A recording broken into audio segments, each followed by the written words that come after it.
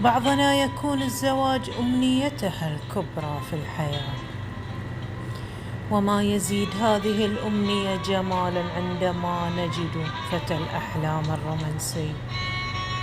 الرومانسي الذي يعشق التراب الذي أمشي عليه، الرجل الذي يخشى زعلي ويفرح لرضاي عنه، الرجل الذي يغدق علي حبه أكثر مما أتمنى، الرجل الذي يهتم بأدق تفاصيلي وما أحبه، الرجل الذي يثق بي وبحبي له أكثر من ثقته بنفسه، الرجل الذي لا يخدعني أبدا ولا يكذب علي أبدا، الرجل الذي يخلص لي ولا يرى أي امرأة أخرى، الرجل الذي لا يزيف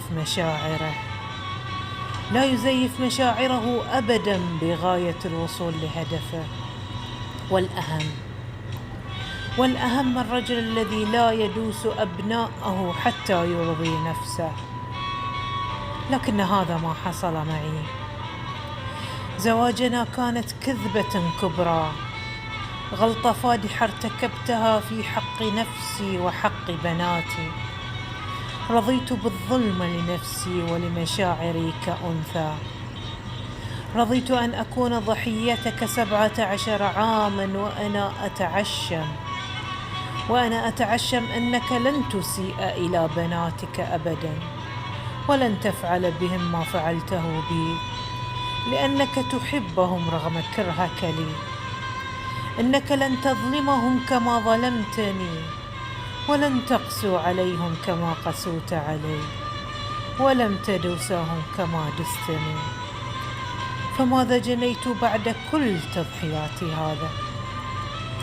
ماذا جنيت سوى أني تركت ابنتي تكون ضحيتك الثانية؟ عندها ثارت عندي غريزة الأمومة، عندها انكسرت. أنت لم تكسرني أبدا رغم ظلمك، لكن ابنتي كسرتني. لن أرحمك أبدا لجعلك ابنتي تدفع ثمن ظلمك.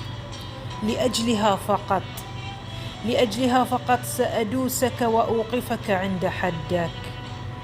لأجلها سأضحي بزواجنا الذي دمرها قبل أن يدمرني، فليس لدي أغلى منها.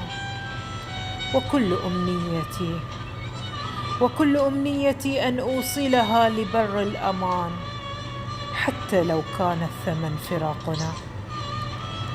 سأثأر لكرامتي المجروحة وأنوثتي المطعونة. لم أفكر من قبل بذلك لأجلها فقط، ولكن دامك أوصلتها لهذا الحال، سأثأر لها أولا ولنفسي ثانيا. لن أتركك تدمرها وتدمر ما تبقى مني. لم أتمنى أن نصل لهذا الوضع، لأنني أعرف نفسي. عندما أتوقف عن الأمل تكون العواقب خيرا. وبظلمك لابنتي توقف الأمل معك وليس أمامك، سوى أن تحصد ثمار ما جنيته طوال هذه السنين.